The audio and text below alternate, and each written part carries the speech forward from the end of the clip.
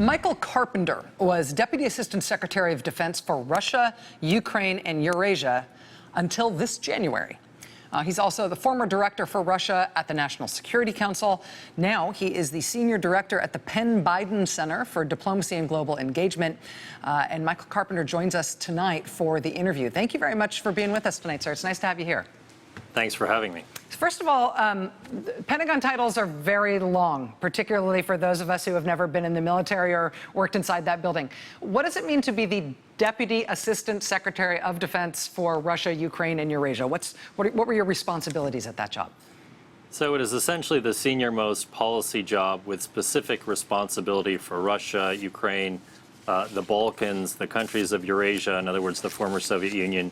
And then also my job responsibilities included conventional arms control in addition to those other responsibilities. Okay, so it's a policy job with a very broad swath of the world under your remit there. From that position, because of that experience, it has really struck me what you told McClatchy for their recent reporting on the Russian attack last year. You told them there appears to have been significant cooperation between Russia's online propaganda machine and individuals in the United States. What exactly did you mean by that, and how do you know enough to make that observation? Well, Rachel, in the course of my career at the State Department, at the White House National Security Council, but also at the Pentagon, I saw a lot of Russian disinformation campaigns, usually covert campaigns. I saw it in Georgia in 2008, in Ukraine, in Moldova, in Montenegro, where, by the way, just a couple weeks before our election, there was both a cyber attack, there was a sophisticated disinformation campaign on social media, and actually a plot to launch a coup d'etat and assassinate the sitting prime minister. So I've seen a number of these things over the years, and so I sort of understand what the Russian MO is as far as these things go, and how the Russian intelligence services operate.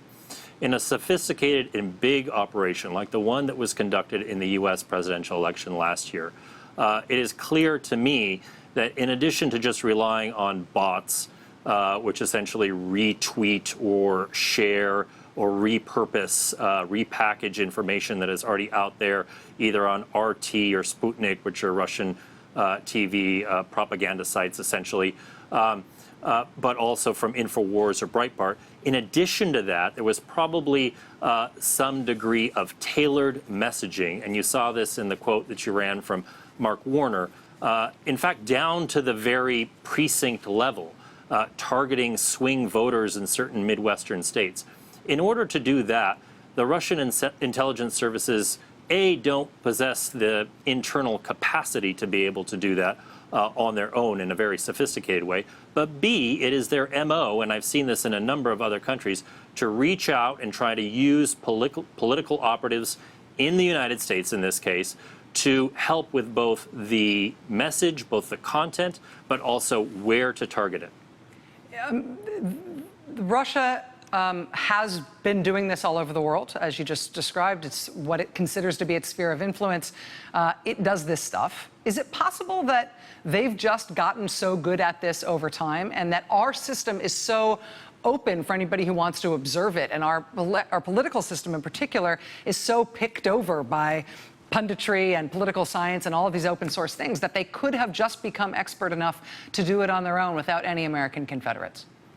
Well, look, we know that essentially Russian intelligence cutouts for the GRU, the Russian Military Intelligence Service, like the Guccifer 2.0 persona, which was a GRU agent, reached out to U.S. persons, both inside the Trump inner circle, but also to a political operative in Florida in order to elicit information and also to share information. It is inconceivable to me that the Russian apparatus, knowing how they operate, would not have reached out to individuals in the U.S., maybe connected to the Trump campaign or maybe outside of it, in order to glean more information on how to target this information. It's just not credible for me to believe that they ran this from the GRU headquarters in Moscow. That doesn't make any sense. Michael Carpenter, I have a strange last question for you, which is, are you busy this time tomorrow night? No, I'm not. would you please agree right here in front of everybody to come back? Because I can tell now, talking to you about this, I have about 40 more questions for you about this, because you are in a position to see a lot of this happen from a perspective that nobody else has. I would love to have you back here tomorrow to have a fuller conversation. Great, thank you. Great. Thank you very much. Michael Carpenter will be back. He's the former Deputy Assistant Secretary of Defense, whose remit was Russia during the Russian attack on our election last year. Oh boy, do I have more stuff to ask him. I didn't, yeah, okay. Much more ahead. Stay with us.